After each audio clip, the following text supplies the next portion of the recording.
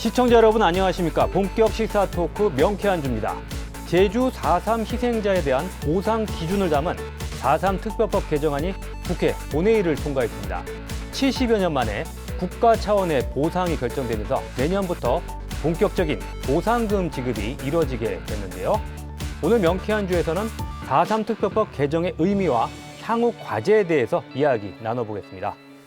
네, 오늘 함께 이야기 나눠주실 분 소개하겠습니다. 오임종 제주 4.3 희생자 유족회장 나오셨습니다. 네, 반갑습니다. 양조훈 제주 4.3 평화재단 이사장 나오셨습니다. 안녕하십니까. 예, 문성윤 4.3 유족회 고문 변호사 자리하셨습니다. 반갑습니다. 강호진 제주 4.3 기념사업위원회 집행위원장 함께 하셨습니다. 네, 반갑습니다. 네, 지난 9일이죠. 4.3 특별법 개정안이 올해 정기국회 마지막 본회의에 상정돼 재석위원 177명 가운데 찬성 169명, 기권 8명으로 최종 가결됐습니다. 이번 개정안의 국회 통과 의미부터 들어보겠습니다. 먼저 오임종 유족회장님, 감회가 남다르셨을 것 같은데요. 이번에 그 통과된 개정안, 개정 과정 보시면서 최종적으로 통과된 이후에 어떤 그 소감 있으셨는지 좀 말씀해 주시죠. 진상보고서 채택 대통령 사과 국가 추념일에 의해서 국가 공권력의 잘못을 인정하고 보상을 했다는 게 저는 의미 있다고 생각을 하고, 이 4.3이 대한민국 정의로운 과거사의 해결의 새로운 모델로 자리매김하게 됐다고 생각을 합니다. 이제 4.3은 대한민국의 역사다, 이렇게 국가적으로 인정한 사건이 아닌가 이렇게 생각을 하고 큰 의미가 있다고 생각을 합니다. 예. 문성윤 변호사님도 그동안 그 4.3 유족들을 변호해주시면서 법적인 한계 부분도 많이 느끼셨을 텐데 이번에 그 4.3 특별법 개정된 의미에 대해서 어떻게 보시는지 좀 말씀해 주시죠. 저는 한 세 가지 정도로 요약을 해볼 수 있는데요. 예. 첫 번째는 그동안 이제 개별 소송을 통해서 손해배상 청구를 했던 분들도 있습니다. 예. 희생자들 중에서는 예를 들자면 대전 형무소에 수감 중이던 이제 4.3 희생자가 이제 유족들이 국가를 상대로 손해배상 청구를 한 경우도 있었는데 전체 희생자에 비하면 그런 분들은 극히 적은 숫자지요. 예. 그런데 이번 특별법 개정으로 이제 희생자 전체에 대해서 일괄해서 다소 아쉽지만 그 보상금을 지급하게 된 점은 희생자 전체에 대한 해결이라는 점에서 의미가 있다고 보고요. 두 번째는 대통령의 사과도 있었습니다만 현실적으로 유족들한테 금전적인 보상은 전혀 이루어지지 않았었는데 그렇죠. 금전적인 보상이 이루어짐으로써 인권 회복의 어떤 실질적 계기를 마련했다, 이런 측면에서 찾아볼 수 있을 것 같고요. 세 번째로 한번 우리가 생각해 볼 수 있는 건 또 이런 것이죠. 유족들 1세대가 사실은 지금 연세들이 상당히 많이 드셨습니다. 그분들이 살아있을 때 어떤 보상금이 지급됨으로써 나름대로 그동안 살아온 고생과 또 힘든 그 인생에 대한 최소한의 어떤 위로가 되지 않겠느냐, 이렇게 생각할 수 있을 것 같습니다. 강호진 집행위원장님은 어떻게 보시나요? 우선 크게 보면은 이제 20년 만에 법 개정이 된 거라서 20년 동안 유족회라든가 4.3 단체들, 시민단체 함께 모여서 이뤄낸 쾌거라고 생각이 듭니다. 그리고 내용적으로도 변호사님 말씀처럼 1세대가 이제 그 1세대 시기에 4.3에 대한 아픔들을 직접적으로 해결할 수 있는 계기를 만드는 것이 중요하다고 보고, 또 내용적으로도 보상금과 함께 그 일괄 재심, 어려운 부분이었는데 이 부분도 해결돼서 상당히 의미 있는 진전이라고 판단하고 있습니다. 최근에 본격적으로 진행하기 위해서 정부에서 여러 가지 조치들을 하고 있습니다만, 양조훈 이사장님은 이번 특별법 개정 의미 어떻게 보시나요? 예, 우리 4.3 특별법이 2000년에 처음 제정된 다음에 그동안 모두 7차례 7차례나 됩니다. 개정을 해왔습니다. 이제 그때마다 한 계단씩 이제 발전해왔다고 볼 수 있는데요. 금년에는 특히 그 지난 2월에 이제 전부 개정, 이번에 지난 9일에 또 재개정, 이렇게 두 차례를 하면서 저는 이번에는 한두 계단이 아니고 서너 계단을 훌쩍 이제 뛰어넘었다, 이렇게 보여주고, 더욱이 이번에 그 여야 합의로 개정안이 통과된 점을 이제 평가하고 싶고요. 그동안 7차례 그 개정 과정에서 국회의원 반대표가 단 한 명도 없었던 것은 이번이 처음입니다. 그래서 이제 4.3은 이념 문제를 뛰어넘었고 또 여야를 초월한 그런 상황이 됐다. 그게 시사하는 의미가 크다, 이렇게 생각을 합니다. 본격적으로 개정안 핵심 내용에 대해서 이야기해 보겠습니다. 4.3 희생자에 대한 보상금 지급 기준인데요. 4.3 당시 사망하거나 행방불명된 희생자들에게 1인당 9천만 원을 지급하고 후유장애인과 수용인들은 9천만 원 이하 범위에서 지급하는 내용입니다. 이번에 그 결정된 내용에 대해서요. 유족들의 반응은 어떤지 또 유족 회장님 어떻게 보시는지 좀 먼저 말씀해 주시죠. 그러니까 유족들한테 전화를 많이 받았는데요. 예. 지금 환영하는 분위기입니다. 아, 사실상 처음에 9천만 원이라는 것을 정해졌을 때 일반 판례 때문에 예. 많은 항의도 받았었습니다. 대법원 판례가 네. 더 많은 경우도 있다. 그런데 이번에 그 법에도 나와 있습니다만은 법 조항에 희생자에 대해서만 이자료라는 특별한 지원을 강구한다고 해서 이 예. 부분만 용역을 한 거여서 예. 희생자 금액 9천만 원 한 것은 진짜 적정 금액 이상으로 잘 책정됐다고 보고 사례를 봤을 때 재판을 받았던 그 유족들 중에 전화가 온 분이 있었습니다. 예. 우리는 희생자를 그렇게 못 받았는데 차별을 이번에 받을 수 있는 차액금을 받을 수 있는 정도로 예. 적당한 금액이 책정됐다고 보고 앞으로 아까 법 개정 과정도 말씀도 있었으나 차후에 법 개정이 있었다면 유족들을 챙기는 부분도 좀 챙겨서 나가면 되지 않을 건가 생각하고 이번에는 진짜 그 보상 금액만큼은 잘 책정됐다고 보아집니다. 예, 문성윤 변호사님 이번 개정 과정에서 또 이런 그 논의 과정에서도 뭐 이렇게 토론에도 참석하시고 네. 뭐 적극적으로 참여하셨는데 이번에 그 구체적으로 그 결정된 보상급 지급 기준 이 부분에 대해서는 어떻게 보시나요? 네, 그 종전의 판결, 한 예. 10년 전의 판결은 희생자 본인에 대해서 8천만 원, 예. 그리고 배우자에 대해서 4천만 원 정도 이렇게 판결했었고요. 한국 전쟁 당시에 뭐 민간인 희생 사건 아닙니다. 4.3 관련해서. 4.3 관련해서요. 네. 예. 그리고 이제 그거는 이제 아까 말씀했던 그 대전형무소 수용인이 예. 유족들이 청구한 사건이었는데 희생자 본인의 위자료를 8천만 원, 배우자 4천만 원. 4.3 유족 중에서도 개별적으로 그렇습니다. 그 배상을 청구하신 네네. 분들군요. 예. 그리고 최근의 판결로는 희생자 본인 위자료를 이제 1억 원으로 인정한 그 사례도 있었고요. 아, 근데 그런 사례들에 비교해 보면 이제 사실 이번 9천만 원 금액이 이제 다소 그렇게 만족스럽지는 않다고 볼 여지도 있지요. 그래서 저는 사실은 이제 그 당시 판결에서 언급했습니다만 아마 이렇게 접근하는 것이 어떤가 하는 생각을 해봅니다. 우선적으로는 이분들의 정신적인 고통이 상당히 크지 않았느냐. 예. 다음 두 번째로서는 그동안 오랜 기간 동안 사회적 편견에 시달려 왔다. 예. 우리가 군사정권 시절을 거치면서 레드 콤플렉스 때문에 얼마나 많은 사회적 편견이 있었습니까? 취직도 제대로 못하고. 예. 그다음 세 번째로는 경제적 어려움. 예. 남편이 아버지가 끌려갔기 때문에 그 집안에서는 그동안 경제적 어려움을 겪을 수밖에 없지 않겠습니까? 예. 그다음 네 번째로는 이분들한테 70년 전의 일인데 예. 그동안 배상이 상당히 지연돼 왔지 않습니까? 예. 그런 사정들을 감안해 보면 사실은 이번에 결정된 9천만 원이 그렇게 만족스러울 만한 금액은 사실 아니라고 그렇죠. 이제 보는 예. 것이죠, 이제. 예. 평생을 이제 고통을 겪어오신 유족분들이 계시기 때문에 그분들의 뭐 어떤 고통을 뭐 어떻게 다 보상금 9천만 원으로 예, 그렇습니다. 할 수는 없을 부분이긴 한데요. 그 지금 강호진 그 위원장님은 뭐 어떻게 이번에 그 결정된 내용에 대해서 생각하시는지 좀 말씀해 그러니까 주시죠. 액수만 놓고 보면 당연히 본인들의 할아버지, 할머니, 아버지, 어머님의 목숨값을 이 정도로 책정한 것은 불만일 수밖에 없습니다. 근데 네. 좀 길게 보면 그러나 사실 2016년도에 유족회가 처음으로 개별적인 배보상 하자 했을 때 사회적인 분위기는 대부분 안 된다였거든요. 과연 될까? 2016년에 처음 시작됐던 그때 거예요, 이제 논의가? 전 회장님께서 나오시면서 예. 개별 보상을 말씀하셨는데 배상을 예. 그 당시 사회적 분위기는 과연 가능할까였습니다. 예. 근데 그런 과정 속에서 사삼단체, 유족회, 정치권, 시민단체 그리고 정부까지 나서가지고 나름 합리적인 방안을 도출했다고 보여지고요. 물론 당연히 액수는 부족할 수밖에 없지만 그럼에도 불구하고 액수와 또 맞먹을 수 있는 아까 변호사님 말씀하셨던 인권의 가치를 실현한 측면에서 보면 조금 이번 부분은 유족분들도 불만이 있으시겠지만 약간 양해가 좀 필요한 부분이 아닌가 생각이 듭니다. 예. 양조은 이사장님 의견은 어떠신지 좀 말씀해 주시죠. 이번에 그 정부 입장은 이번 보상은 희생자에 한한 것이다 이렇게 규정을 하고 있어요. 예. 그것은 뭐 5.18이든 민주화든 부마항쟁 이미 이제 보상을 실시된 과거사에 있어서도 유족에 대해서는 한 바가 없고 당사자에만 하겠다 한 것이 정부의 입장입니다. 예.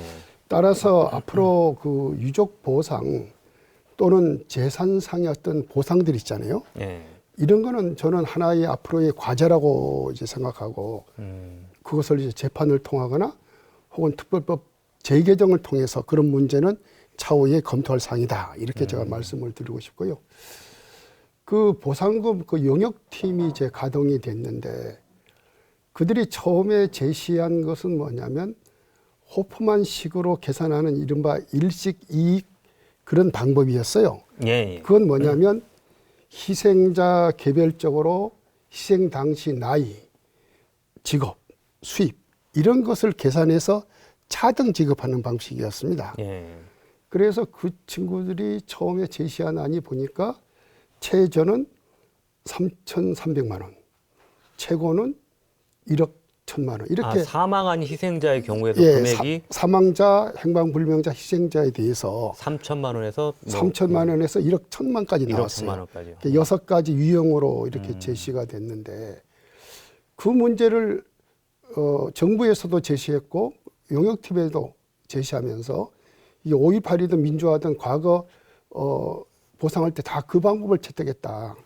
근데 우리 4.3은 70여 년이라고 지난 역사가 있고 개별적으로 그 당시의 피해 상황을 조사하는 것도 어렵지만 예. 또 차등 지급은 문제가 있다. 그래서 예. 유족에게 강력하게 이제 반대해서 결국은 이제 1인당 예. 9천만 원으로 정액적으로 군등 이제 배분한다. 이거는 우리나라에서 처음으로 도입하는 방법이에요. 그렇게 바뀌는 과정도 쉽지가 않았군요. 그래, 그런 점이 있었고 또 하나는 우리가 20대 국회에서 이 보상을 담은 특별법이 발의가 됐지 않았어요. 근데 자체됐단 말이에요. 예. 근데 21대 국회 와서도 이제 개정안이 발의되는데 역시 이 보상 문제는 기재부가 계속 반대해 왔어요. 그런데 작년 11월에 그때 민주당 당대표였던 이낙연 대표가 이제 4.3 공원에 와서 참배도 하고 저희들하고 의견을 교환하면서 그 문제를 지적했죠. 그래서 그날을 계기로 해서 이낙연 대표가 총대를 매서 그 고위당정청 회의에 이 문제를 상정했어요. 거기에서 강력히 문제 제기를 했고 3가지 원칙이 이제 결정이 됩니다. 3가지 원칙이라면 첫째, 4.3 피해에 대해서는 보상을 한다. 두 번째, 보상 기준에 대해서는 6개월 동안 용역을 한다. 세 번째, 그 결과에 대해서 2022년 정부 예산에 편성한다. 이 3가지 결정을 했고요. 그 이후에도 기재부가 계속 반대를 했어요. 아, 기재부가 계속 반대했습니까? 그럼에도 예. 고위 당정청 회의에서 결정함에도 계속 반대를 했는데 그게 이제 주변에서 이낙연 대표도 나섰고 여러 군데 나서서 설득을 해서 겨우 뭐랄까 특별한 지원 예. 뭐 그런 것을 통해서 이제 하나하나 이제 발전을 해왔고요. 그런 그 회의의 결론이 있었기 때문에 우리가 이제 1,810억이라는 예산이 편성이 됐는데 사실은 12월에 그 법이 개정 이전에 정부 예산이 편성이 이미 됐어요. 그렇죠. 예. 근데 그거는 지금까지 선례로 보면 그런 선례가 없어요. 법이 통과된 다음에 예산이 편성되지. 원칙적으로 좀 안 맞는 것 같습니다. 말은. 그럼에도 그걸 할 수 있었다는 것은 바로 그런 고위 당정청 회의에 그 결과가 있었기 때문에 그걸 근거로 해서 했다. 이건 뭐 뒤뛰기 같은 이야기지만 이런 걸 소개하고자. 알겠습니다. 유족 회장님 그 과정을 들어보니까 그동안 애를 많이 태우셨을 것 같아요. 근데 이제 앞으로 이제 내년부터 이제 보상금 지급이 이루어질 예정인데 예. 아직까지 여러 가지가 지금 불투명하거든요. 저희들도 뭐 취재를 해보긴 했습니다만은 어떤 보상금의 지급 순서라든지 이런 부분이 아직까지 정리가 되지는 않은 것 같고요. 그래서 앞으로 여러 가지 또 그 과제들도 많을 것 같은데 이 보상금 지급 과정에서 유족들이 바라는 부분이라든지 어떻게 좀 진행되기를 지금 기대하고 계신지 좀 말씀해 주시죠. 예, 이건 15,000명 희생자분들에 대한 보상금을 지급하는 문제에서 절차라든가 이런 것들이 투명하고 절차적으로 안 했을 때는 도민사회 혼란이 야기될 수가 있습니다. 예. 그래서 우리 유족회에서는 이렇게 건의를 했습니다. 생존 희생자부터 먼저 챙기라. 생존 희생자부터요. 예. 이 시행령이 당일 건데 그 다음에 유족 희생자들을 어떻게 순서를 정할 거냐 했을 때 그 유족들의 의견은 나이 든 순으로 해야 될 거 아니냐 하는데 15,000명의 유족들을 다 봤을 때 나이 든 순으로 또 정하기가 애매합니다. 그래서 우리 유족회에서는 그 희생자 순서를 우리 희생자 결정 순서로 하자. 그래서 차근차근 잘라서 예산에 맞게 자르면서 하자는 의견을 제시해서 정부에 건의를 해서 이번에 그 순서로 거의 확정이 되지 않을 거라 봅니다. 그래서 법적 절차를 밟아서 순서 있게 갈 건데 혹시 후순위에 오는 희생자분들에 대해서는 이번 법에도 담겼습니다마는 법정이자를 챙겨서 네. 차별화되지 않고 정액 지급될 수 있도록 지연이자라고 하는 예, 거죠? 지연이자죠. 이걸 챙겨서 정액 차별하지 않고 지급될 수 있도록 그 방안도 마련돼서 도민들이 양해만 해주신다면 유족들 양해만 해주시면 큰 문제점 없이 차근차근 돼가지 않을 건가 이렇게 생각을 네. 합니다. 문성윤 변호사님 보시기에는 앞으로 그 보상금 지급 과정에서 혹시 뭐 이런 부분은 좀 보완돼야 된다고 한다든지 네. 뭐 말씀해 네, 주시죠. 사실은 이 보상금 지급 과정이나 절차는 뭐 상당히 좀 기술적인 부분인데요. 예. 우리 형사보상법, 그러니까 이제 무죄 판결을 받은 분들이 이제 그 형사보상을 청구할 때는 상속인 대표 혼자만 하도록 되어 있습니다. 예. 혼자만 할 수 있도록 되어 있습니다. 그래서 예. 그분이 보상금을 받으면 나머지 상속인들한테 나눠줘야 되는 예. 그런 식으로 되어 있는데 지금 이 경우에는 어쨌든 보상금을 지급할 때부터 상속인 그 전부한테 상속분에 따라 직접 지급하는 방식을 택해야 가족 구성원들 사이에 혼란이 없지 않겠느냐 하는 그런 문제가 생각이 되고요. 어차피 또 이제 돈이 나오는 문제이기 때문에 가족 구성원들이나 친척들 간에 분란이 없도록 그런 지금 현행 민법을 그대로 그렇습니다. 한다는 게 바로 그 그렇습니다. 이야기인가요? 예, 예. 그러니까 처음 지급할 때부터 그 유족들에게 그 상속분에 따라서 상속분에 따라서 뭐 동등하게 이제 예, 그 예. 분배를 한다는 예. 얘기죠. 그리고 예. 두 번째는 이제 이게 또 그 이제 유족들이 보상금 지급을 청구를 하게 되 상속인들이 보상금 지급을 청구하게 되면 예. 그 위원회에서 보상금 지급 결정을 하게 됩니다. 결정을 하고 나서 다시 또 동의서를 첨부해서 보상금 지급 신청을 하도록 법에는 그렇게 돼 있는데 어떻게 보면 조금의 그 이중적인 절차라는 느낌이 들어져서 그런 부분을 기술적으로 어차피 돈 줄 거라면 한 번만 간소화해서. 청구해서 좀 예. 바로 받을 수 있도록 해야지 결정 나오면 또 청구하고 하는 것은 조금 이중의 절차가 아닌가. 이제 그런 부분도 기술적으로 좀 뭐 시행령 등을 통해서 좀 더 간이한 방법으로 이렇게 할 수 있도록 그렇게 보완을 해나가는 것이 좋겠다는 생각이 들어집니다. 예. 강호진 위원장님은 혹시 뭐 앞으로 보완해야 되는 부분이라든지 보상금 지급에서 우선 그 어떻게 지급 보시는지. 순서나 절차 같은 경우에는 예. 유족회장님 말씀처럼 유족회가 건의한 대로 됐으면 좋겠고요. 예. 그리고 변호사님 말씀처럼 이렇게 너무 행정 절차를 복잡하게 하다 보면 도민들이 이제 사실은 또 행정적 낭비가 되기 때문에 이런 부분을 간소화할 수 있는 방안들이 제도가 됐으면 좋겠고 아울러서 두 가지가 좀 고민이 필요한데 첫 번째는 그 14,533명 가운데 사실상 지급 대상자임에도 불구하고 무연고자가 많이 있습니다. 무연고자요. 예. 예. 그러니까 판결은 받았는데 희생자로 되어 있음에도 불구하고 돈을 받을 분이 안 계신 분이 되게 많으신 거죠. 그런 분들이 3천 명이 넘는 걸로 알고 있습니다. 3천 명이요. 이 부분도 뭐 이번 해결은 안 됐지만 중장기적으로 어떻게 할 것인가도 국가가 한번 고민할 필요가 있는 것 같고 두 번째는 지금 희생자가 되려면 신청주의이기 때문에 희생자는 정부가 중앙위에서 판단하는데 추가 신고를 받을지 말지도 한번 검토가 필요한 것 같아요. 지금처럼 끝내버릴 게 아니라 이제 보상금이 지급되는 과정이 있으니까 당연히 추가 신고 문제도 중단된 게 아니라 계속 연장해서 최소한 제가 알기로는 이게 5년에 걸쳐서 지급되는 것인 만큼 지금 추가 신고가 끝났던가요? 1차적으로 이미 끝났고 예. 이제 작년 말로 끝이 났고 현재 다행히 중앙위원회에서 심사하고 있는데 예. 심사가 많이 밀려 있어서 좀 적체돼 있습니다. 그래서 그런 상황까지 감안해서 추가 신고를 좀 받아서 최소한 지급 기간이 5년이니까 예. 최대한 한 분도 빠지지 않도록 저는 그런 절차 상당히 좀 중요하지 않겠나라고 보고 있습니다. 예, 알겠습니다. 예, 양조은 이사장님 이 보상금 지급 과정에 대해서는 뭐 어떤 부분을 보완해야 되겠습니까? 아까 말씀한 뭐 현행 민법을 적용하기 때문에 민법상의 상속 순위가 이제 결정될 겁니다. 뭐 1순위는 예. 자녀, 배우자라든가 이런 식으로 이제 차근차근 오는데 하나 여기서 이제 참고할 사항이 보상 대상자하고 상속을 받는 자에 대한 건데 그 4.3 특별법에 의해서 지금 희생자로 결정된 14,500여 명에 대해서는 보상 대상으로 삼았어요, 이번에. 네. 그런데 그 4.3 특별법에 의해서 지금 현재 유족이 결정된 사람들이 있단 말이에요. 예. 그러면 그 사람들이 전부 보상, 그 돈을 받을 수 있는 그 상속자냐 하면 그건 아니란 말이에요. 무슨 말이냐면 민법상에 대해서 상으로 그 순위에 해당되는 사람은 상속을 받을 수 있지만 예. 설령 희생자로 유족으로 결정된 사람이라 할지라도 그 범위를 벗어나면 이번에 보상을 받지 못한다 하는 것이고. 그 오촌 밖에 그 친인척을 말씀하시는 거예요? 아니죠.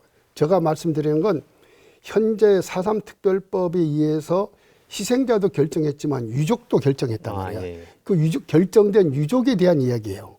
유족이라고 해서 전부 보상을 받는 건 아니다 하는 말씀을 드리고, 설령 특별법에 의해서 지금 유족으로 결정되지 않은 밖에 있는 유족이라 할지라도 예. 민법상에 해당되는 순위에 해당되면 그 사람은 보상을 받을 수 있다는 겁니다. 이거는 좀 구분해서 말씀드리고 싶고요. 이런 업무를 이제 주급하기 위해서 이제 도청, 시청 그 읍면에 이제 전담 부서가 생기고, 결국은 이번 그 특별법 개정으로 인해서 여러 가지 조직들이 이제 새로 생겨나가게 됩니다. 그 국무총리가 위원장을 이루는 4.3 위원회 산하에는 보상심의위원회, 네. 그 다음에 추가진상조사분과위원회가 생기고, 또 저희 4.3 평화재단 산하에 추가진상조사단이 생기고, 또 지금 대검찰청 산하에 수용인 재심 문제를 다루는 합동수행단, 아마 이제 고검 검사가 이제 단장으로 해서 이미 이제 발족이 됐습니다.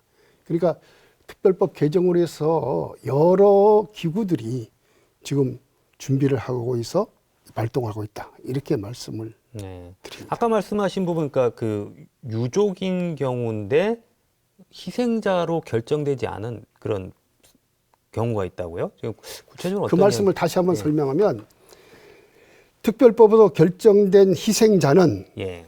14,553명입니다. 예. 이 사람은 보상 대상입니다. 예. 그 사람을. 그러면 그 보상금을 받는 유족들이 있을 거 아닙니까? 예.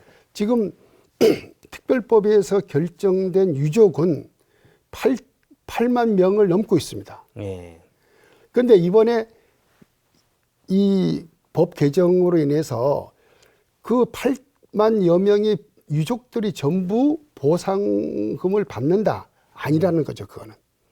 그러니까 민법에 해당된 상속 순위에 해당된 사람에 한해서 예. 받을 수 있다. 그리고 또 하나 더 붙이면, 지금 특별법상에 그 유족이 아니라 할지라도, 결정돼 아니라 할 때 밖에 있는 유족이라 할지라도 민법상의 상속 순위에 해당되면 그거는 받을 수 있다. 이제 그 말씀이죠.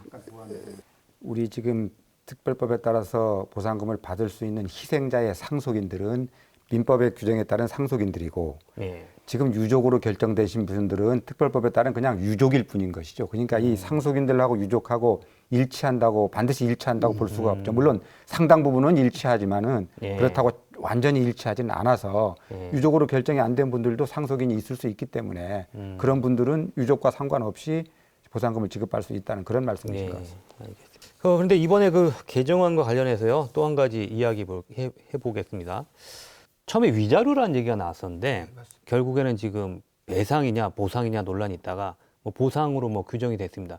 유족들은 이번 그 보상으로 규정된 것과 관련해서 뭐 어떻게 지금 보고 계신지 좀 말씀해 주시죠. 처음에 6월 달에 법을 정부 개정할 때 위자료라고 명시를 해서 법을 개정을 했습니다.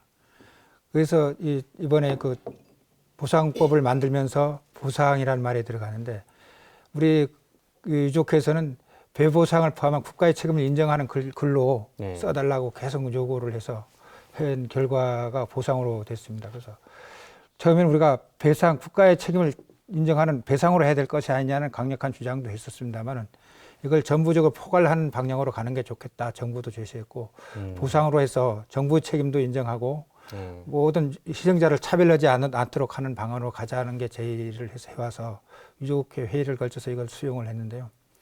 사실상 그 광주 보상법이라든가 민주화운동 보상법 같은 것도 보상이라는 말을 쓰고 뒤에 단서 조항을 다른 걸로 알고 있습니다. 그래서 이 진짜 차별하지 않고 이걸 뭐또 아우르도록 국가 책임을 다하는 모습도 보이도록 한 방안으로 가면서 그 보상을 채택을 했고, 배상으로 가서 배상법을 적용했을 때는 또 국가가 책임을 져서 그 또 희생자를 또 구분해야 되고 차별해야 되고 하는 그런 문제들도 많이 있어서 좀 포괄적으로 4.3의 큰 그림이 과거의 아픔을 치유한 차원에서 보상으로 갔다고 보시면 되지 않을까 생각합니다. 네, 이번에 그 정부에서 공식적인 설명은 4.3 사건으로 해서 다양한 형태의 예, 예. 그 희생이 있었기 때문에 국가 공권력에 의한 희생자, 또 뭐 무장대에 의한 희생, 또 불분명한 희생까지 다 포함하기 위해서 망라하기 위해서 보상이라는 용어를 썼다는 건데요.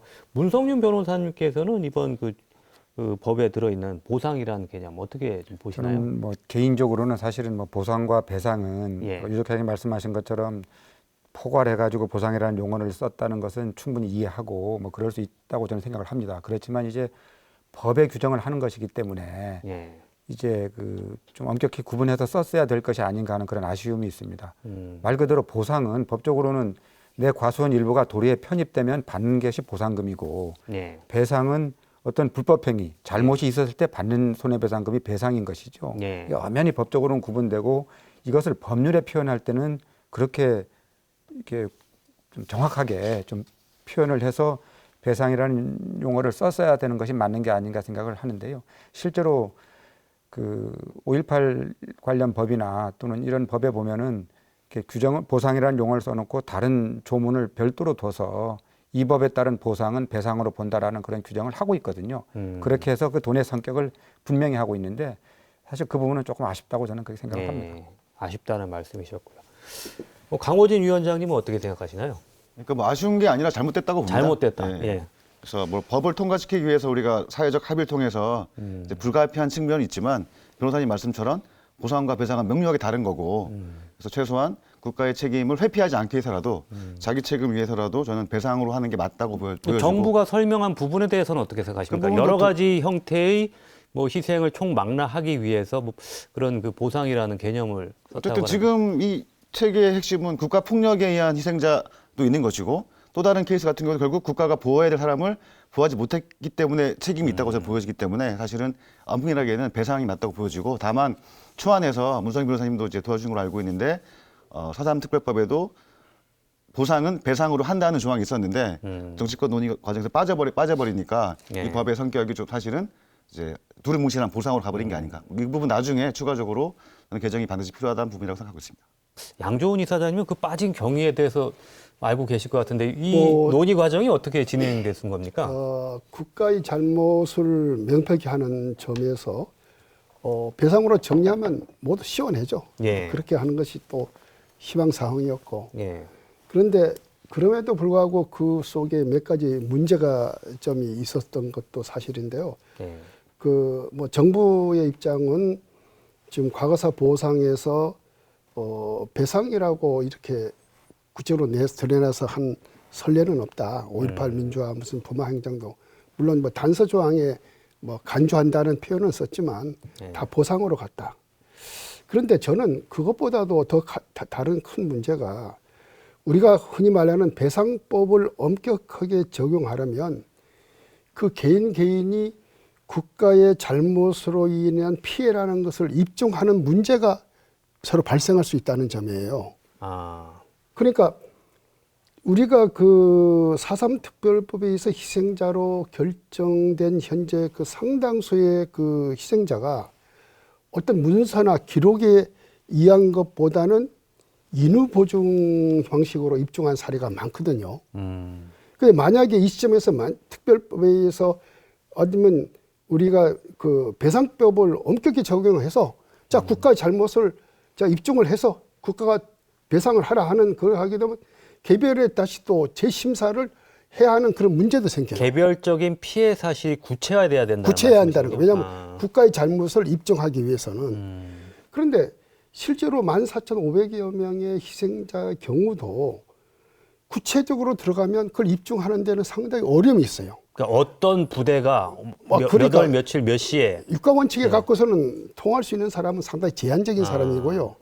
상당수가 아까처럼 인후 보정으로 해서 이제 결정된 사람인데 지금 이 시점에서는 인후 보정할 사람도 거의 없어요. 돌아가셨단 말이에요. 20년 전하고 이런 문제가 또 생기고 정부에서도 이야기 나왔지만 그러면 이른바 무장된 피해는 또 어떻게 할 것이냐. 뭐 혹자는 무장대 피해도 뭐 국가가 뭐 잘 못했으니까 이렇게 광범위하게 할 수도 있지만 어떤 그 사안에 따라서 세밀히 들어가면 네. 여러 가지 어떤 문제가 돌출되는 것도 어떤 내용들입니까? 그러니까 예를 들어서 산에서 이제 피해를 받은 사람 있잖아요. 네. 무장대. 이제 이것도 이제 국가가 잘못한 것으로 해석할 것이냐 말 것이냐 하는 논쟁이 있을 수가 있을 거고요. 그래서 그 문제는 그 개별 피해에 대한 입증 문제가 좀 난해해진다 하는 문제가 이제 부딪히고 더불어서 또 최근에 그 헌법재판소가 그 국가의 보상 문제를 이제 그 해석함에 있어서 이것은 종전의 어떤 합법적인 행위에 대한 것만이 아니고 위법한 행위 이걸 모든 것을 포괄한 개념이다 이렇게 판결을 했어요. 네. 그래서 이제 정부도 이번에 그 보상이라는 표현을 쓰면서도 국가의 위법, 국가의 잘못까지 포함한 개념이다. 이렇게 이제 밝히고 있어서 좀 우리가 폭넓게 이 문제를 이제 수용한 것인데 물론 이제 한편으로는 뭐 시원하게 명쾌하게 정리가 안 돼서 아쉬움은 있는 거죠. 예. 제가 잠깐 좀 예, 오해가 말씀하시죠. 있으실 것 같아서 말씀을 드려야 될 것이 예. 이 양존 우리 이사님께서는 이제 입증의 문제 예. 이렇게 말씀하셨는데 그거는 조금 오해가 있는 것 같습니다. 우리가 지금 특별법에 따라 돈을 받는 것은 희생자로 결정된 분들에 대해서 돈을 지급하는 겁니다. 그러니까 이미 희생자로 결정된 분들에 대해서 다시 새롭게 뭐 내가 어떤 잘못으로 피해를 겪었느냐 하는 그런 입증을 할 필요는 전혀 없는 것이죠. 이미 희생자로 결정이 돼 있기 때문에 그분들한테는 나라에서 그냥 돈을 주면 되는 겁니다. 다만 돈을 줄 때 그 용어의 성격을 배상금으로 할 것인지 보상금으로 할 것인지 그것이 문제인 것이지 다시 처음부터 돌아가 가지고 배상금을 지급할 테니까 너 어떤 피해를 받느냐 입증을 해라 이런 차원의 문제는 전혀 아는 것이죠. 뭐 그런 논란이 생길 수도 있다는 우려를 말씀하신 것 같아요. 예, 그러니까 뭐 그거는 조금 오해가 있으실 것 같습니다. 근데 그것을 덧붙여서 이야기를 한다면 우리가 20여 년 전에 희생자 심사 기준을 만들 때 이 배보상을 전제로 해서 기준을 만들지 않았어요. 그때는 명예회복이라는데 포커스를 만나서 폭넓은 가능하면 많은 사람을 희생자 범위 속에 놓자는 개념으로 그 기준을 이제 만들었던 거 그렇고 그걸 또 적용해서 해왔는데 제가 예를 든다면 대만 2.28 사건이라고 해서 4.3과 유사한 사건이 있습니다. 대만 2.28도 정부 보고서에 하면 희생자 숫자를 18,000에서 28,000으로 추적을 해요. 그런데 이제 대만 정부가 과거에 이제 그 보상을 하기 위해서 신청을 받고 심사에 들어갔는데 실질적으로 지금 보상을 한 희생자는 2,300명이 불과해요. 정부 보고서에도 18,000이다, 28,000이다 이렇게 이야기는 하면서도 그래서 왜 그러냐? 왜 이렇게 추정은 이만큼 했는데 실제로는 요만큼만 했다니까 그 보상 대상의 심사 기준을 너무 엄격하게 이제 세웠다는 거예요. 그러니까 이제 그런 것들이 이제 그 기준을 어떻게 잡느냐 하는 것도 고려해야 될 사항이다 이런 말씀을 드리는 거죠. 알겠습니다. 예, 그 이번에 그 특별법 그 개정 과정에서 또 한 가지 또 아쉬운 점이요. 그 희생자가 사망하거나 행방불명된 이후에 혼인 관계의 효력을 인정한다든지 이런 가족 관계 특례 조항이 그 마지막으로 법사위 심사 과정에서 삭제가 됐습니다. 이 부분에 대해서도 뭐 유족회에서 좀 아쉬운 부분도 있을 것 같습니다만 앞으로 그 내년도에 행정안전부에서 용역을 해서 제도 개선을 한다는 약속은 했습니다만은 이 부분은 어떻게 풀어야 된다고 보시나요? 이번 특별법 보완입법 과정에서 제일 아쉬운 점이 혼인특례가 빠져버린 부분이 되겠습니다. 이번 혼인특례 그 조항은 희생자들에 대한 배보상 관련도 연관이 있습니다. 가족관계를 정확히 정립을 해놔야 그에 맞게 배보상을 지급하는 부분이어서 우리 강력하게 그 주장을 했고 그 넣은 사항이 되겠는데 결국 법원이 문턱을 넣지 못했습니다. 전 국민이 쓰는 가족관계 이 틀을 흔들 수가 있다고는 논리로 계속 반대를 해서 그 당시에 4.3 당시에 이 혼란한 상황에서 뭐 가족관계 등록부가 잘못됐다든지 아니면은 어떤 그 뭐 불이익을 피하기 위해서 뭐 다른 사람의 호적에 이제 예, 입적을 예, 했다든 맞습니다. 이런 경우를 이야기하는 예, 그런 거죠. 부분도 있고 지금 행방불명 되신 분들이 사망 신고를 한 부분들을 보면 예. 4.3 사건이 지난 후에 사망 신고 온 것들 많이 나오고 있습니다. 예. 그 왜 그러냐면 그 자식들을 그 출생 신고를 하고 난 다음에 예. 학교 보내고 무슨 사회생활을 하야 되겠 출생 신고 한 다음에 사망한 다음에 출생 신고를 못 하니까 그것 때문에 출생 신고 한 다음에 사망 신고하다 보니까 이 늦게 사망 신고가 돼 버려서 보면 4.3의 희생자가 안 되는 결론. 아. 네, 그런 결론은 도출되고 있었습니다. 그래서 이런 부분까지 다 혼인 신고도 마찬가지입니다. 그런 경우는 한 예. 몇 분 정도로 지금 보고 계시나요?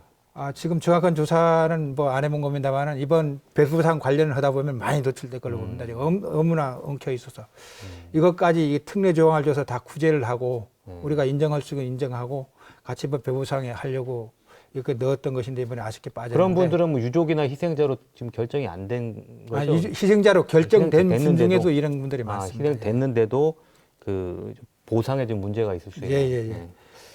그래서 이번 특례 조항을 둬서 이걸 구제를 하고 이 배부상을 차질이 없도록 하려고 하는데 어려웠었고 사실상 그 내년도 예산으로 지금 용역 예산이 잡혀 있습니다. 그래서 가족관계 특례에 대한 그 용역을 걸쳐서 예. 내년 상반기 안에 될 수 있으면 우리 5년 동안에 아까 그 배부상 기준을 하기로 돼 있으니까 보상을 하기로 돼 있으니까 이 기간 안에 이것도 마무리할 수 있도록 법적인 절차를 밟아야 되지 개정안을 해야 되지 않을 건가 생각을 해서 이때는 법원이라든가 진짜 변호사 단체의 도움을 얻어서 정확한 그 방안들을 마련해서 상반기 아니면 늦어도 내년 하반기까지는 이 법을 개정을 해서 가족관계 특례 조항을 제대로 해내야 되지 않을까 생각하고 이 유족회에서는 앞으로 내년 한 해는 이거에 집중해서 예. 가족관계를 제대로 정립하는 일에 모진해볼까 합니다.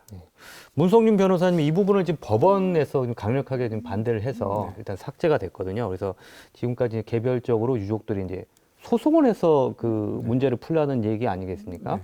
그런데 지금 그 유족들 입장에서는 그게 또 쉽지가 않고 내년에 뭐 제도 개선 용역을 한다고 하는데 법률적으로 이 부분은 어떻게 좀 방법이 없을까요?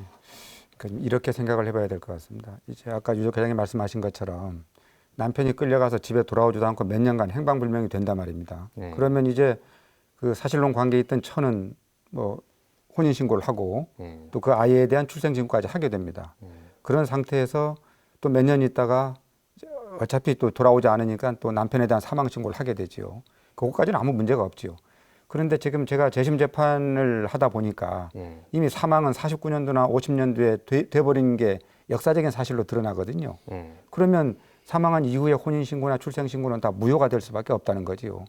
그렇게 되면 이제 그분들은 처도 아니고 자식도 아닌 꼴이 돼서 결국 보상금 받는데도 그 자격 요건을 충족하지 못하는 결과가 생기고 결국은 그러면은 그 자식이 아버지를 찾기 위해서 인지청구 소송을 제기해야 되는데 그런 번거로움을 피하기 위해서 이번 특례 조항을 포함시켰던 거거든요. 그리고 사실은 이게 신분관계나 재산관계에 어떤 영향을 미친다는 이유로 행정처에서 반대한 것으로 알고 있는데 근데 사실은 그런 호적으로 그러니까 지금 가족관계 등록부죠. 옛날로 말하면 호적인데 그런 호적으로 수십 년간 그 신분관계가 그대로 유지돼 왔고 그거로 인해서 특별히 뭐가 달라진 게 없었습니다. 다시 말하면 새로운 가족관계 등록부를 편제하자는 것이 아니라 기존에 신고된 것 자체를 그냥 그대로 인정하자는 것이기 때문에 하등 신분관계나 뭐 다른데 큰 영향을 미칠 수는 없는 것이죠. 그러니까 제가 말씀드리는 것은 정말 비상식적인 시대에 벌어진 그것도 국가의 잘못으로 벌어진 일 때문에 가족관계 등록부가 다소 잘못 편제되어 있는데 그것을 지금의 잣대, 지금의 기준으로 해가지고 그럼 소송해서 이거를 제대로 바로잡고 와라.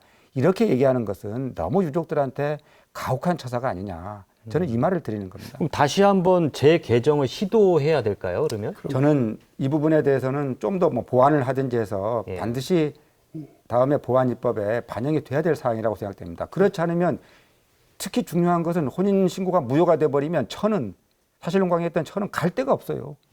자식은 아버지 상대로 인지청구라고 한다는 그 마지막 수단이 남아있긴 하지만 처는 어떻게 사실혼 관계에 있었다고 하더라도 뭐 지금 거기서 가족관계 등록부에서 탈퇴해버리면 갈 데가 없는 그런 황당한 결과가 초래되는 거죠. 그리고 인지청구를 해도 아버님 유고를 찾는 경우는 그래도 생물학적으로 아버지하고 내가 자식이라는 그 유전자 검사를 할 수 있지만 행방불명된 분들의 경우에는 유골도 없거든요. 예. 그분들은 유골도 없기 때문에 결국은 이제 유전자 검사를 할 수도 없어서 그렇죠. 정말 법원 실무상 자식을 인정받는데 그렇게 쉽지는 않아 보이거든요. 그런 여러 가지 사정을 감안해 보면 이번 특례 조항은 사실은 참 빠진 게 정말 너무 아쉬운 부분이라고 할 수 있습니다. 예. 강호진 위원장님 어떻게 보시나요? 그래서 법원 결국 법사위 문턱을 못 넘은 것인데 예. 이제 법원 행정처가 보낸 문서를 좀 보면 이제 특수성만 강조해서 특수성 때문에 일반적인 것들을 해친다는데 돌이켜 보면은 4.3에서 이게 과연 특수성이었냐? 오히려 4.3의 일반적인 거였기 때문에 당연히 법률에는 반영되었어야 되는데 국회가 마지막까지 버텨주지 못한 건 아쉬운 부분이 있고요. 결론은 용역을 하는데 다행히 이번에 용역으로 끝날 것 같지는 않고 충분하게 사회적 논의를 거쳐가지고 뭐 다음 정권 이후에 저는 충분하게 용역 결과를 토대로 유족회 의견을 충분히 받아들여가지고 법 개정까지는 반드시 이루어져야 할 거라고 보여지는 상황 같습니다. 예. 이사장님 의견은 어떻습니까? 뭐 똑같은 이야기인데 저희들이 그 이번 보상이 실시되면서 가장 이제 문제가 되는 것이 이제 과적 관계, 그 호적과의 관계가 상이한 경우들이 많기 때문에 이로 인해서 많은 문제가 생기고 민원이 생길 것이다. 그걸 또 예견해서 이제 행안부가 내년 예산에 용역비 1억을 편성을 했습니다. 그래서 아마 내년 상반기 동안에 이런 어떤 개선해야 할 그런 내용들을 조사하고, 그리고 내년 가을 이제 정기국회 때는 바로 그 개정을 위한 보완 입법을, 그러니까 다시 또 특별법 개정 작업에 들어가는 거죠. 네. 그러니까 내년 중에는 그것을 매듭을 지어야만이 지금 이 순차적으로 지금 지급되는 그거하고 하나의 대열을 같이 맞출 수 있지 않겠느냐 이렇게 보고요. 또 하나 이건 다른 문제입니다만은 사실은 이 보상금이 지급됐을 때 앞으로 향후에 그 가족 관계의 어떤 갈등들이 생기지 않을까 이런 우려도 없지 않아 있어요. 네. 그래서 제가 알기로는 우리 유족회 차원에서도 지금 이 갈등을 해소하는 어떤 캠페인 이런 것들을 지금 고민하면서 이제 준비하려는 것으로 알고 있는데, 어쨌든 우리가 이제 보상은 보상이 지급되지만 그거로 인해 새로운 지역사회 갈등이 유발돼서는 안 되겠다. 네. 이걸 좀 강조하고 싶습니다. 알겠습니다. 뭐 4.3 특별법 개정 이번이 마지막이 아닐 것 같다는 생각도 듭니다. 그러니까 이번 개정안은 올해 초에 개정된 특별법 보상을 한다는 그 취지에서 구체적으로 보상 기준이 들어갔고요. 앞으로도 할 일이 많습니다. 추가 진상조사, 미국의 정치적 책임 문제, 여러 가지 과제들이 있는데요. 또 제주 4.3의 정명, 바른 이름은 무엇인지. 유족회장님, 마지막으로 앞으로 그럼 4.3과 관련해서요. 이번 특별법 개정 이후에 가장 중요한 과제, 어떤 과제들을 풀어나가야 된다고 생각하시는지 말씀해 주시죠. 예, 제일 과거사 제가 회장을 맡고 있어서 제일 느끼는 점인데, 과거사 길에 최고 꼭 해드려야 되는 게 가족관계. 진짜 돈이 문제가 아니다. 네. 가족관계를 제대로 정립하게 해주는 게 맞다는 민원이 참 생기를 봐서 진짜 이것을 뿌리를 찾아드리는 게 제일 맞는 우선순위인 것 같고, 네. 이걸 중점적으로 일단 해야 될 것 같습니다. 그 다음에 희생자에 대한 추모 사업도 꾸준하게 앞으로 해야 되는데, 우리 궁극제 보상 그 방안이 법에 들어가 있습니다. 이런 것들을 활용해서 차후에도 진짜 우리 4.3을 제대로 기억하고 추모하고 미래로 갈 수 있는 방안을 찾아서 이제 4.3이 이제 여기서 끝나는 게 아니라 새로운 진짜 대한민국을 만드는 모토로 삼아서 진짜 그 70년 전 억울하게 돌아가신 우리 영령님들을 두 번 다시 울지 않게 만들어내는 게 우리 유족들이나 우리 도민들의 할 일이라 생각하고, 그 부분을 우리가 중점적으로 앞으로 해야 되지 않을까 생각을 합니다. 그리고 정명 문제도 그렇습니다. 정명 문제 쭉 꾸준하게 우리 많은 사회에서 역사학자들이나 많은 분들이 많은 연구들을 하고 있는데, 이 부분도 정리를 해서 후대에 물려줘야 될 것 같습니다. 그래서 미국의 책임 문제라든가 그냥 역사의 잘못된 역사를 제대로 그려내는 거, 이것이 4.3의 아픔을 재현하지 않는 일이라 생각을 해서 진짜 우리 온 도민들의 힘을 모아서 진짜 이 4.3의 아픔을 진짜 미래로 가기 위한 작업들 차근차근 해나가야 되지 않을까 생각을 하고, 앞으로도 이 일에 네. 시민사회단체 도민 여러분들의 힘을 기대하고 우리 유족들도 열심히 동참하겠다는 말씀을 드리겠습니다. 네, 문성윤 변호사님 어떤 부분 가장 중요한 과제라고 생각하시나요? 지금 사실은 그 4.3 관련해서 생존 수용인 분들도 몇 분 안 계시고 유족 1세대 분들도 나이가 많이 들어있기 때문에 추가적인 진상조사가 좀 시급히 필요하지 않느냐. 추가 진상조사요? 그런 생각이 들어집니다. 왜냐하면 뭐 서류나 문서로 남아있는 것들은 우리가 차근차근 나중에 검토를 해본다 하더라도 증언으로 듣거나 사람을 통해서 얻을 수 있는 그런 역사적인 사실에 대해서는 빨리 좀 접근을 해야 되지 않겠느냐 그런 말씀을 드리는데요. 예를 들자면 그런 것이죠. 제가 이 수용인들에 대한 그 재심 재판을 하다 보니까 육지 형무소로 끌려가 가지고는 행방불명이 된 거예요. 예를 들자면 뭐 대구 형무소로 갔다가 뭐 거기서 총살이 되거나 또는 다른 형무소로 이송이 됐는데 그 후에 소식이 없어요. 이게 어떻게 처리됐는지 뭐 이게 뭐 석방이 됐는지 총살을 했는지 이런 거에 대한 명확한 규명이 제대로 안 되고 있어서 지금 그런 부분들을 보면서 그 당시에 관여했던 분들이 분명히 있을 텐데 그런 분들이 돌아가시기 전에 하루라도 시급히 그런 부분들에 대한 사람을 통해서 얻을 수 있는 그런 역사적인 사실에 대해서는 빨리 우리가 좀 접근해서 진상조사를 해야 되지 않겠느냐 하는 그런 생각이 들었습니다. 그래서 우선 저는 시급히 추가 진상조사가 좀 빨리 이루어져야 되지 않겠느냐 그런 생각을 해봅니다. 아직도 진상규명이 되지 않은 부분 빨리 규명해야 된다는 말씀하셨고요. 네, 강호진 위원장님은 어떤 부분을 가장 중요한 과제로 보고 계십니까? 일단 추가 진상조사 상당히 중요하고요. 그 과정에서 뭐 마을별 실태라든가 이제 재산 피해도 좀 중요하다고 보는데 아울러서 저는 가해자를 특정하는 문제도 중요한 것 같습니다. 그냥 이승만 대통령이 나빠요가 아니라 사실 직접 당사자로서 도민들 학살하는데 가담한 사람들이 분명히 존재하는데 일방적으로 화해 상생하지 않을 게 아니라 일단 이 사람들이 누구인지는 명료하게 처벌할 건 아니기 때문에 기억할 수 있도록 그런 부분은 정리해야 될 것 같고 제를 박진경 국립현충원에 있습니다. 이현대 한병선 대전 현충원에 있습니다. 근데 거기만 있는 게 아니라 제주도에도 분명히 존재하고 있거든요. 추모비가. 이런 부분도 정확하게 좀 정리해서 가해자를 특정해서 그 사람들을 그분들이 잘못했던 행위라는 것을 기억할 수 있도록 하는 것도 상당히 중요하다고 보고 마지막으로는 결국 미국의 책임도 상당히 중요한데 그동안 유족회에서 노력해 준 바가 있기 때문에 저희 시민단체들도 유족회와 함께 미국의 책임을 묻는 운동을 앞으로 좀 더 적극적으로 펼쳐나가도록 하겠습니다. 네, 마지막으로 양조은 이사장님 어떤 부분 중요한 과제인지 말씀해 주시죠. 이번 특별법 개정으로 정부 차원의 추가 진상 조사는 다시 재개하는 거로 이제 결론이 나왔고 이제 앞으로 추가 진상 조사의 방향을 어떻게 설정할 것이냐 하는 것은 지금 분과위원회에서 그리고 재단 실무자들이 지금 계속 논의하고 있는데 물론 뭐 마을별 피해 실태도 있지만 특히 그 행방불명 그 실태에 대해서 구체적으로 좀 조사해 보자.